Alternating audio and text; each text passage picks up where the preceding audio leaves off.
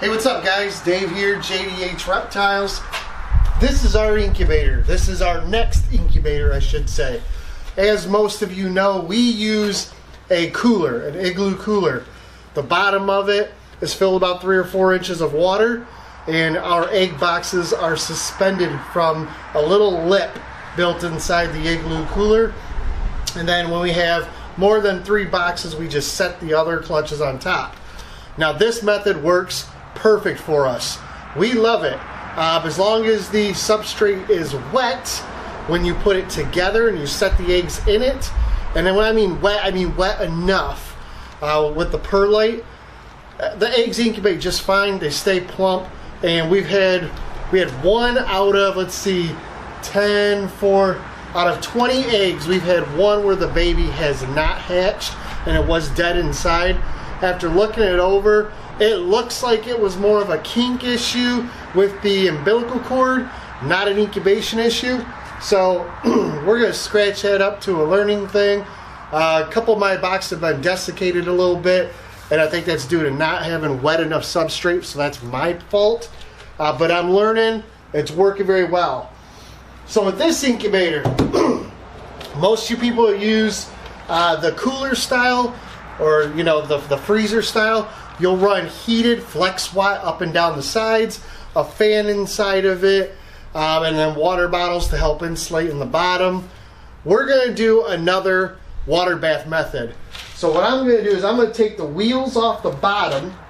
I'm gonna transpose those wheels, take those wheels, and I'm gonna put them on the back, and we're gonna flip this over on its back, and we're gonna put a pond liner inside of it, fill the bottom of it with water, put our heaters in there so we can make another water bath style, and I'm gonna build shelves out of light diffuser, and we could just set all of our clutches in. I think I'll be able to put about 35 to 40 clutches inside of here. If the math is right, even if it was standing upright, I would probably still only be able to put about 30 to 35 clutches. So I'm hoping I'll get a little bit more room out of this, maybe a few more clutches. And with the method we use, we can continue to do that since it works for us. So I'm going to show you a little bit what I'm going to do and how I manipulate this to work for us the best. So first thing I'm going to do is I'm going to take the wheels off the bottom of this. They're just bolted in, 4 bolts. So I'm going to use my electric drill here.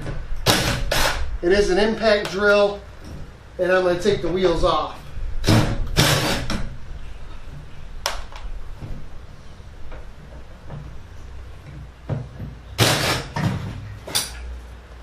So that's it. Wheels come off just like that. That's it. So the 4 wheels are off. Now what I need to do is figure out where I want to mount the 4 wheels onto the back of this. Now, these do use a very coarse thread bolt. So what I'm going to have to do is I'm going to drill a pilot hole just a size smaller where I want these at. And then I will use these to anchor the wheels back to the bottom. Then when that's done, we will flip this up, and the cooler is going to actually open from the top like a chest. So let's go ahead and get these marked, and then from there I will get those mounted. Alright guys, so what you'll see here is I take a pen, where I want the wheel at, I just mark the holes. I use my drill and I drill a pilot hole in there. And then I take the battery and put it. So then I take my drill bit and I drill pilot holes. And then I use my impact and I impact the wheel back on using the previous screws that.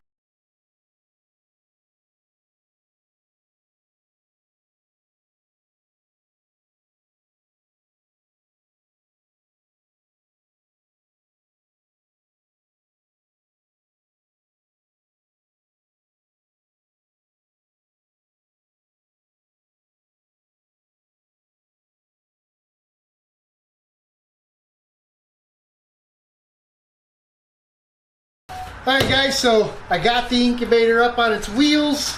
So what I need to get is a door seal. This door will open up like this. I do have locks on the wheels, by the way. The door will open up like this.